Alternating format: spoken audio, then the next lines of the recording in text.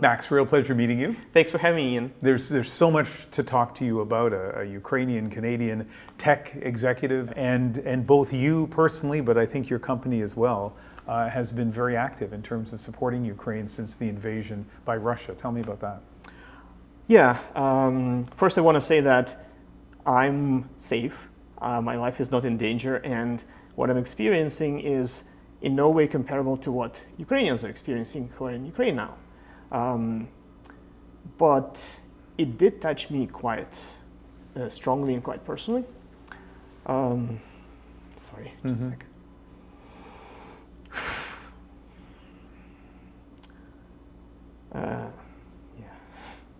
Maybe just to give you context of why it is such a difficult subject for many Ukrainians, besides the horrors of what's happening now, just a bit story from my childhood.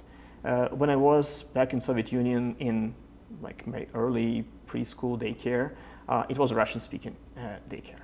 And I was speaking Ukrainian in my house, in my home, and with my parents, grandparents, but there I was speaking Russian. And after going away for summer, I would come back and I would use Ukrainian words or sentences and speaking with my peers there. And at one point, my teacher sent me to a doctor to cure of me a speech impediment, which was my native language.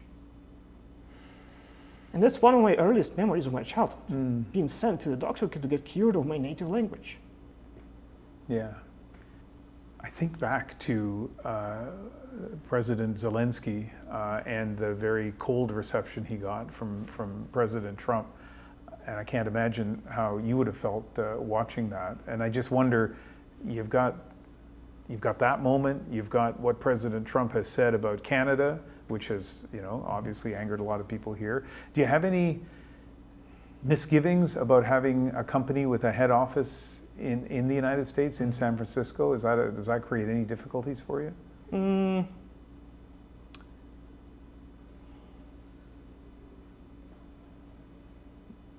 In some ways it does. In some ways it does. For example, I'm being more careful about what I post online. I don't talk publicly about some of the ways I support Ukraine because that may be viewed as too drastic, too radical. One of the reasons we opened office in the United States was stability and rule of law, and I feel like that's eroded quite a bit. Yeah. You live in Vancouver. Yes. You could have chosen anywhere in the world to make your home. Why here? Well, quality of life. I'll be honest about it. I just really like it here. And initially, I came to Canada and brought my family to Canada because of opportunities, starting business, very clear legal framework to start a business, very clear legal framework to immigrate. So that was very attractive to me. Very welcome in society where I don't feel like I'm not welcome. I don't feel like I'm, a foreigner. Yeah, I don't feel like a foreigner, exactly. Almost from day one, I didn't feel like a foreigner. That was amazing. So that's why I came to Canada initially. And Vancouver specifically, oh my God, it's an amazing place.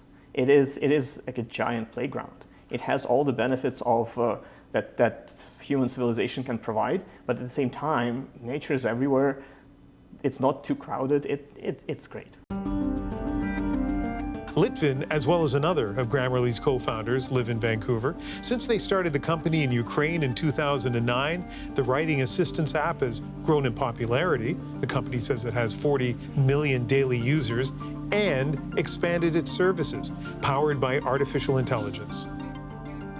So once upon a time, Grammarly, I think, was known as a tool that could check spelling and improve grammar and syntax. Now I think it can polish the style of the writing, for example. And so in principle, that troubles me a little bit, because I think to myself that writing is an expression of who we are. And so if I write a letter to a prospective employer or a complaint to a company or a love letter, I want that to reflect who I am, not your artificial intelligence. Should I be worried about that? I would say no. And I'll explain surprisingly. why. Yeah, I will elaborate why. First, Yes, I realized that, and we realized as a company that communication and personal voice and tone are very personal things. It's part of our identity. So we try to preserve it as much as possible. And we start with providing our feedback in a way that it's a feedback, it's a recommendation, it's not a judgment, it's not a directive. And we try to present it from the audience standpoint, how your audience would perceive it, would they understand it, what questions they would have, what emotions they would feel, and so on. And that is much easier to explain to people why they need to change sometimes their voice, because sometimes you need to change it. Sometimes that's not what you intended. And that may involve changing your tone in some ways, but not in all the ways. And we always put user in control. You're free to accept or not accept any suggestions, or you're free to tweak it, to tell Grammarly that I don't want to be formal, I want to be informal here, or I don't want to polish the rough edges, I want to leave the rough edges in. That's completely, and Grammarly will fine-tune its feedback to take that into account.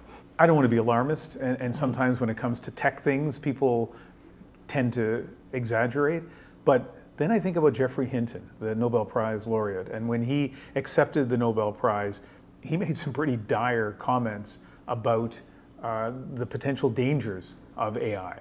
In the near future, AI may be used to create terrible new viruses and horrendous lethal weapons that decide by themselves who to kill or maim. All of these short-term risks require urgent and forceful attention from governments and international organizations. There is also a longer-term existential threat that will arise when we create digital beings that are more intelligent than ourselves. We have no idea whether we can stay in control, but we now have evidence that if they are created by companies motivated by short-term profits, our safety will not be the top priority. We urgently need research on how to prevent these new beings from wanting to take control. They are no longer science fiction. Thank you. That's really strong language, and it's also coming from somebody who won the Nobel Prize for his work with AI. What do you think of his warnings? I think to a large degree it's true. And there I would focus on the word short term, and we want to make that term as short as possible. We want to act quickly, we want to act decisively, we want to pay attention to this. It is possible to have it all. It is possible to have AI that's powerful and safe. I firmly believe that, but it requires urgent and thoughtful work. Does government need to get more involved here? Do we need stricter regulations? Can we trust tech companies to do that for us? Not fully. I don't think we can fully trust companies. Corporations are selfish by law, and they will have to do whatever they need to do to benefit their shareholders. And there is social responsibility, but it needs to be enforced. It needs to be, at least that's my belief, that society needs to provide some guidance, at least guidance, if not rules, to corporations. Let me finish with this. Some people watching this are afraid of AI. Some people are eager to embrace it. I'm sure you're somewhere in the middle. You're probably not afraid of it. But what's your advice to them? My advice is embrace it. Even if you're afraid of it, there is a saying, keep your enemies close. Do that, yes. And I've heard a saying that, and I think it's very true, that you're not going to be replaced by AI, you're going to be replaced by people who know how to use AI. That's what you should keep in mind, yeah.